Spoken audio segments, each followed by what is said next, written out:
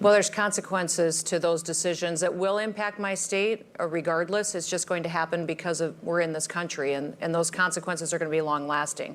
But we're one of the 3 or 4 states that is not getting any Afghan refugees right now. And I've taken a very strong stance that the Biden administration is not vetting these individuals like the Trump administration did. We don't know who these people are. We don't know if they love America. Nobody should come into this country unless they love America, unless they want to be here, be a citizen, and embrace the ideals that made this country great.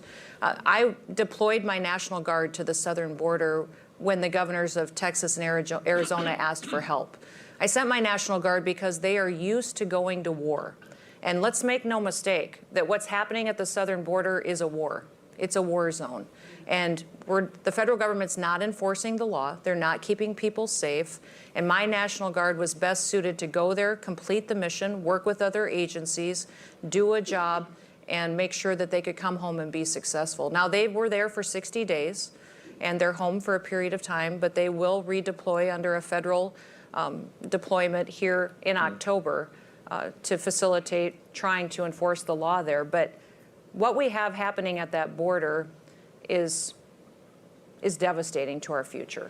Not only is it allowing people to come into this country that we don't know if they want to harm us or if they want to be like us. We're also facilitating drugs and human trafficking that is going to impact my state. I have in South Dakota, the vast majority of the drugs that come to the Midwest are facilitated through some areas of my state that are tribal lands that I have no jurisdiction over. And from there, it's dispersed and impacts many, many states throughout the Midwest. So if my Guard could be there and help stop some of that at the border, then that was a good thing for my state as well. And I ask this question all the time on my show when we talk about immigration. What do you think, and let's look at all Americans, no matter what your political stripes are, what percentage of Americans agree with a border policy like this? Agree with just allowing 12,000 people, relatively unvetted, no COVID vaccine, wander into our country, you know, you give them a court date and you expect them to come back. I mean, let's get real. What percentage of Americans do you think agree with that policy? I would say very few of them if they were answering honestly. I would say less than 20%, and those 20% maybe just have not done a true analysis of what the costs of that are. These folks, and even my Guard said that many times, they would go identify illegal aliens. They would be then told to turn them over to Border Patrol. Border Patrol would turn them over to NGOs, who immediately would put them on buses or planes and fly them anywhere in the country to be lost track of. And it was happening over and over and over again, and that is the policies of Joe Biden. That is what he wants to have happen to this country, and it's unacceptable.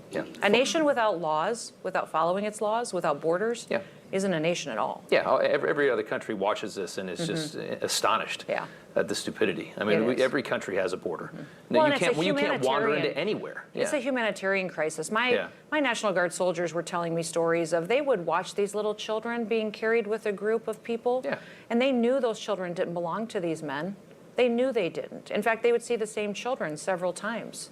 That were just, they knew because they couldn't be held and detained if they had a small child with them, because then they were, you know, unaccompanied minors, and that they had a different way that they were handled with the federal government definition. So they knew this wasn't a family situation, yet they were powerless to really do much to go in there and overstep what the federal government was dictating they do. And speaking of the humanitarian side of this story, retired Executive Barry Goss with a question on that. Barry, thank you so much.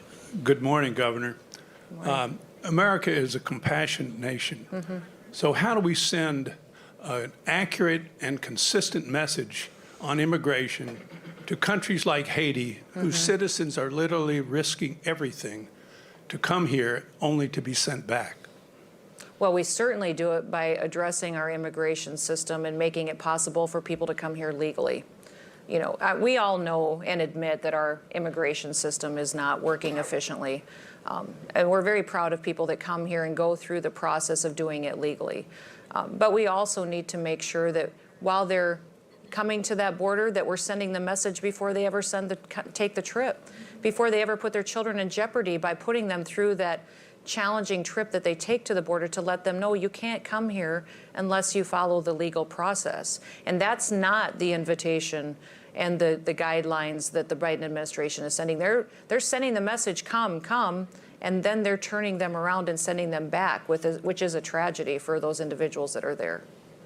And you know, I think about this all the time. I don't think that this country was ever designed to be a welfare state when it was initially brought up. I just don't think that was a design. If you want to take on refugees, if you want to take on people from other parts of the world, bring them in, but you got to figure out how to make it. Now that we've changed this country, we have right now, there's pending legislation that could give free college, you know, free health care, free elder care, free child care.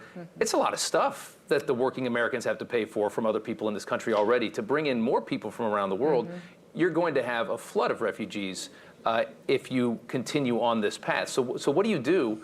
You know, because the liberals love to say, oh, well, we've always taken in people. We took in the Italians, we took in the Irish. Yeah, but at that time, in this country, you didn't get anything for free. You came here and you had to work. Or we gave them a piece of land and said, go make a living. Yeah. Go provide for your family. We'll give you an opportunity to be successful. And that's one of the things that that has changed in a lot of this next generation that's coming, is a sense of entitlement. Yeah. That government payment is needed. In fact, we were the only state in the country, in South Dakota, that when the elevated unemployment benefits came forward from the federal government, that I told the president, thank you for that flexibility. You know, I appreciate it, but we don't need it in South Dakota because our people want to work. And they did. I have one of the lowest unemployment rates in the country. In fact, today, I have around 1,000 people in the entire state of South Dakota that are on unemployment benefits. That's in the entire state. And in all of this, I think the big question is you have a vice president right now who you can tell is just sitting there conspiring about 2024, watching the president fall apart. And you see that, and I think the biggest job she got is the border. It is. And it's just been an utter failure to watch. And we need to be there reminding her that she was given a responsibility, and she was so weak, she wouldn't even take on that responsibility and do her job. So weak. And that's the biggest challenge. Listen, in our state, when I ran for governor, I talked about the fact that I wanted to build stronger families, because I think that a lot of our challenges in this country is from a breakdown of the family. I don't really care what your family looks like. I just want you to love each other and support each other. Yeah. And also I talked about the fact that I believed South Dakota could be an example to the nation, that I believed we could do things in our state that other states necessarily maybe weren't willing to do, and use that as an opportunity to show that what we believe as conservatives really does work.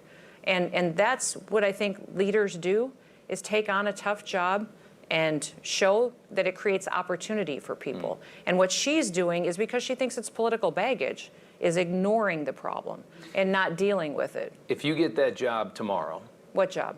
Her job? Border czar. Border czar. Let's fix this problem. Well, I would change the title, first of all. What are the first things that you implement if you get this job?